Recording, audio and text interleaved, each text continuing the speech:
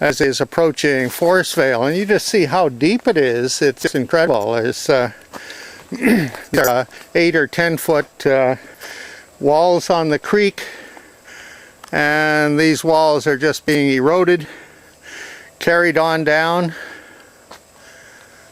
going over naturally created waterfalls where the debris is collected. And you look at the trees that are being washed out.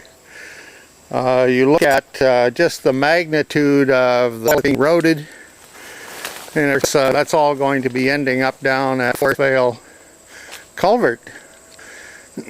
It's this is an enormous waterway, just an enormous waterway that I'm sure was never ever carrying the amount of water a dozen years ago, but now with storm sewers emptying in here, this is creating a massive water flow and massive erosion.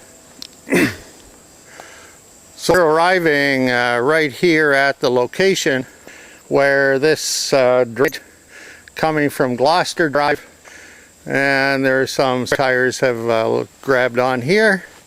This is catching up with the main creek coming down from the escarpment. Main creek coming down the escarpment is moderate creek walls, whereas what we saw coming up from the Gloucester Drive and the storm sewer runoff, this is just major waterway. Now the reason I'm looking at this today on Wednesday is Weather Channel says we're going to have a very high rainfall, I think on Thursday or Friday. Probably Thursday and Friday, and I expect to come back and get some idea about the quantities of water coming from each direction. Now down at the point where these two waterways connect together, we're going to try to see that tomorrow, follow that down. Now that you have the joined waterways, it's pretty enormous erosion as well, of course, because it's adding 2 significant water flows. Yeah, that's just remarkable how many trees and the size of these trees that have been washed down. Come down, hit this big tree and just broke in half. Eh? Yeah. The big maple that went down last year. I was going to cut it up, and I never got around to it. I said, the hell with it. Because it was a good barrier to stop other branches and whatnot coming down anyway. Yeah. Just moving over to the north side of Forestvale now, you look at what the residents there have to look at, and just imagine what their their financial losses have been in this accumulated debris and mud, and of course the extensive flooding they always get here. It's turned from being an asset to being a liability in this area for sure. And that has to be not only get the drainage improved, but return the property values to where they would have been if you hadn't caused all the flooding by the city of Burlington.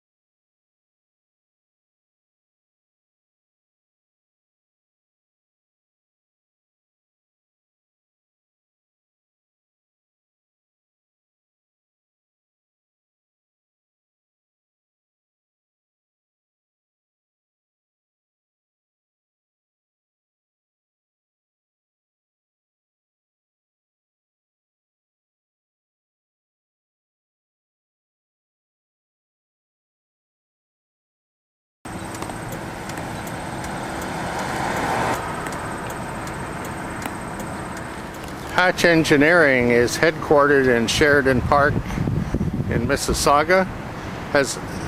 It's an international engineering leader with over 11,000 employees worldwide, and certainly never ignores safety of personnel and safety in construction. Recent projects include major involvement with Terminal 3 in Toronto, continual involvement with Toronto Transit, design and construction of the tunnel under Niagara Falls, and of course many other projects both locally and worldwide.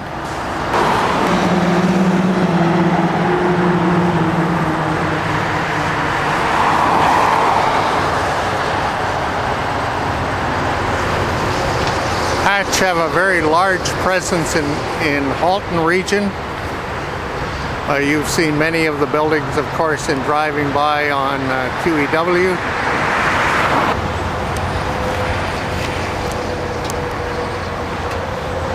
Some of the many reasons for Hatch Engineering growth and success is their high level of experience and their broad experience level in all areas, and clients rely on their adherence to high levels of safety procedures.